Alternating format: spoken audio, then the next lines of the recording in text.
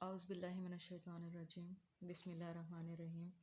My name is Taiba Ahmed and I'm going to teach you biology first year, chapter number 1, and it's my first lecture, so I need much support from all of you. So students, we are starting from introduction to biology. बेटा जब भी आप first chapter शुरू करते हो first year का, जिसमें आपने इंट्रोडक्शन देना होता है बायो का, तो डेफिनेटली सबसे पहले आपके पास आता है कि आप बायोलॉजी को डिफ़ाइन कैसे करते हो। ठीक है, अगर हम बायोलॉजी की बात करें तो इसमें दो जो है वो वर्ड आ रहे हैं, एक बायो और एक लॉजी। बायो का मतलब होता है लाइफ एंड लॉजी का मतलब होता है नॉलेज। अब बायो तो हो गई लाइफ, ठीक है। लॉजी में लॉजिक्स आ जाती हैं, रीजंस आ जाती हैं, नॉलेज। अब नॉलेज क्या होता है? मालूमात, यानी ज़िंदगी के मुतल्लिक मालूमात होना बायोलॉजी कहलाता है। तो ज़िंदगी के मुतल्लिक मालूमात क्या होती है कि लाइफ क्यों एग्जिस्ट हुई, लाइफ को एग्जिस्ट करने का मकसद क्या था, ये कैसे प्रोड्यूस हुई और ये कैसे आगे गोइंग ऑन है, ये सब कुछ हम किस में देखते हैं? बायो में देखते हैं। सो बायोलॉजी को हम डिफ़ाइन कैसे करते हैं? अगर बेटा मैं आपको सिंपली बताऊं तो हम बायो को डिफ़ाइन करते हैं स्टडी ऑफ लाइफ। क्या कहते हैं? Study of life. तो इसका क्या मतलब हुआ? ज़िंदगी को स्टडी करना। ठीक है, अब लाइफ में हमारे पास तो लिविंग थिंग्स आ जाएंगी, पर जो हमारे पास बेटा साइंस होती है वो लिविंग थिंग के साथ साथ नॉन लिविंग थिंग्स को भी स्टडी करती है। क्यों नॉन लिविंग थिंग को स्टडी करती है? क्योंकि लिविंग थिंग पे नॉन लिविंग थिंग भी बहुत ज़्यादा अफेक्ट करती हैं। ठीक है, तो हम बायो की कंप्लीट डेफिनेशन कैसे करते हैं? Study of living and non living which affect them. Study of living things and non living things which affect them is known as biology. As we know बेटा, बायोलॉजी जो term है हमारे पास वो Greek language का word है, यूनानी ज़बान का जो है वो एक लफ्ज़ है। तो बेटा अब हमने यहाँ पे सबसे ज़्यादा क्या डिस्कस किया? लाइफ के बारे में डिस्कस किया है। ठीक है, अगर हम बार बार कहें कि बायोलॉजी जो है वो स्टडी ऑफ लाइफ है, तो लाइफ क्या है? सही है, तो क्वेश्चन अराइज होता है ना हमारे माइंड में कि लाइफ क्या है।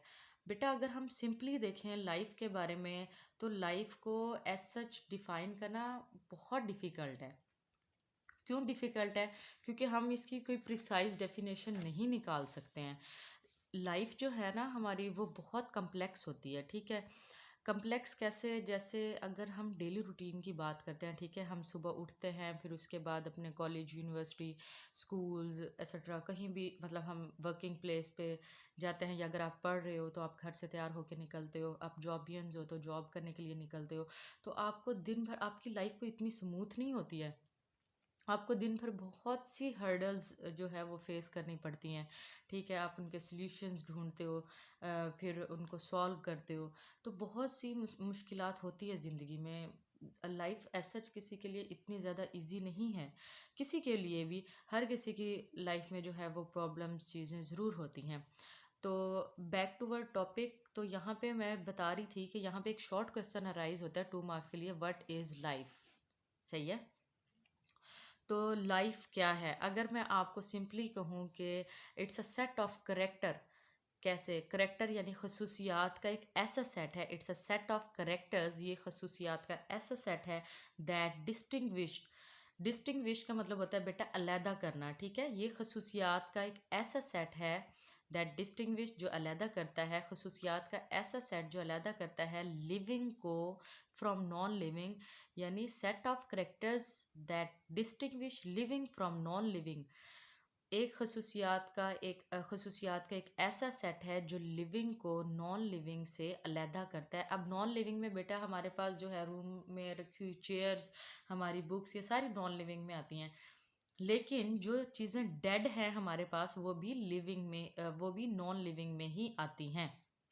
सो डेड चीज़ें भी और जो नॉन लिविंग है वो भी, उन सबको यानी नॉन लिविंग चीज़ों को लिविंग से अलहदा करना, सेपरेट करना लाइफ कहलाता है। ठीक है, अब हम ये तो कह रहे हैं कि नॉन लिविंग को लिविंग थिंग से जो है वो सेपरेट करना है।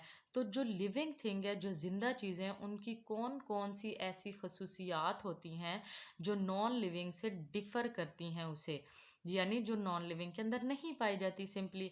तो प्रॉपर्टीज़ ऑफ लिविंग बीइंग हमारे पास, यानी जानदारों की। अब हमारे पास नेक्स्ट क्या है? Properties of living being.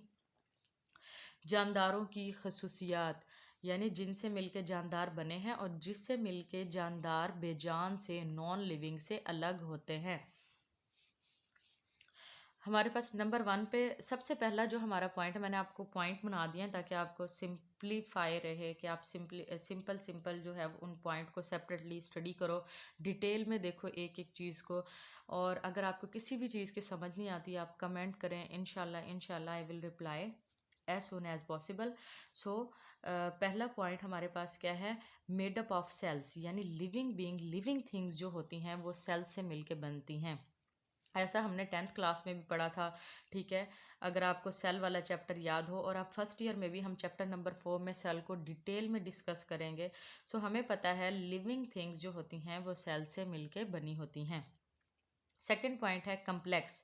तो लिविंग बीइंग जितनी भी हैं वो कम्प्लेक्स जो है वो ऑर्गेनिजम्स हैं, कम्प्लेक्स होते हैं बहुत ज़्यादा। क्यों? क्योंकि सेल्स मिलके टिश्यूज़ बना रहे होते हैं, टिश्यू मिलके ऑर्गन मिलके ऑर्गन सिस्टम, एंड देन पूरा इंडिविजुअल जो है वो जनरेट होता है। यानी इंसान जो है वो बहुत कॉम्प्लिकेटेड। अगर हम स्ट्रक्चर की बात करें, हम फिजियोलॉजी की बात करें, हम जो है अनाटमी की बात करें, हर लिहाज से कम्प्लेक्स है। सो थर्ड पॉइंट हमारे पास आता है जेनेटिक मटेरियल। जो लिविंग बीइंग होती है उनका अपना जेनेटिक मटेरियल होता है, उनमें जीन्स होती है, उनमें क्रोमोसोम होती है, उनमें डीएनए होता है, और वो अपनी जो है प्रॉपर्टीज़ को एक जनरेशन से दूसरी जनरेशन में जो है वो पास करते हैं, ट्रांसफ़र करते हैं। नंबर 4 पे जो है वो पॉइंट है ग्रोथ। तो जो लिविंग बीइंग होंगे, ठीक है, जो हमारे पास जानदार होंगे, उनकी ग्रोथ होती है। जैसे हमारे हेयर्स की ग्रोथ हो रही होती है, हमारे नेल्स की ग्रोथ हो रही होती है, शेप चेंज होती है। हम पहले जो है अगर हम न्यू बॉर्न लगाए हाइट कम होती है, ठीक है, जब बड़े होते जाते हैं तो हाइट उसी तरह बड़ी होती जाती है। तो साइज़ और शेप में चेंजेस आती हैं लिविंग बीइंग के। सो फिफ्थ नंबर पे जो है वो मैंने रखा है नीड एनर्जी, ठीक है। हमें काम टू डू वर्क, हमें काम करने के लिए एनर्जी की ज़रूरत होती है। लाइक अगर हमें पानी की प्यास भी लगी और हमने उठ के जो है वो बेडरूम से उठ के किचन तक जाना है, तो डेफिनेटली ये जो हमारा चलने का प्रोसेस होगा उसमें भी हमें एनर्जी रिक्वायर होगी। तो कोई भी काम है, खाना है, पीना है, सोना है, हर चीज़ में आपको एनर्जी रिक्वायर होती है।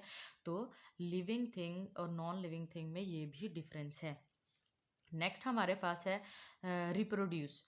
जो लिविंग बीइंग होती है उनमें रिप्रोडक्शन का प्रोसेस होता है, और रिप्रोडक्शन के प्रोसेस के थ्रू वो अपनी ऑफस्प्रिंग जो है उसको प्रोड्यूस करवाते हैं, अपनी औलाद प्रोड्यूस करवाते हैं, ठीक है। तो रिप्रोडक्शन की प्रॉपर्टी भी लिविंग बीइंग में होती है, जबकि नॉन लिविंग बीइंग में ये प्रॉपर्टी नहीं होती है। नंबर 7 पे अगर हम देखें living being do homeostasis. Homeostasis का मतलब क्या होता है बेटा? होमियोस्टेसिस एक प्रोसेस है। अगर 10th क्लास में आपको होमियोस्टेसिस याद हो, नहीं याद तो मैं थोड़ा रिमाइंड करवा देती हूँ। जो होमियोस्टेसिस होती है वो सेल के maintenance of internal environment, cell के इंटरनली जो इन्वायरमेंट होता है उसको मेंटेन करना होता है एक्सटर्नल के अकॉर्डिंग। जैसे अगर सेल के बाहर टेम्परेचर ज़्यादा है तो सेल अपने अंदर कौन कौन सी चेंजेस लेके आता है जो बाहर के टेम्परेचर के साथ अपने आप को मेंटेन कर सके। या बाहर बहुत ज़्यादा सर्दी है तो सेल जो है क्लाइमेट चेंज को कैसे रिस्पॉन्ड करता है, कैसे अपने आप को मेंटेन रखता है, तो वो हम होमियोस्टेसिस में देखते हैं। नेक्स्ट जो है लास्ट पॉइंट हमारे पास है रिस्पॉन्ड टू इन्वायरमेंट।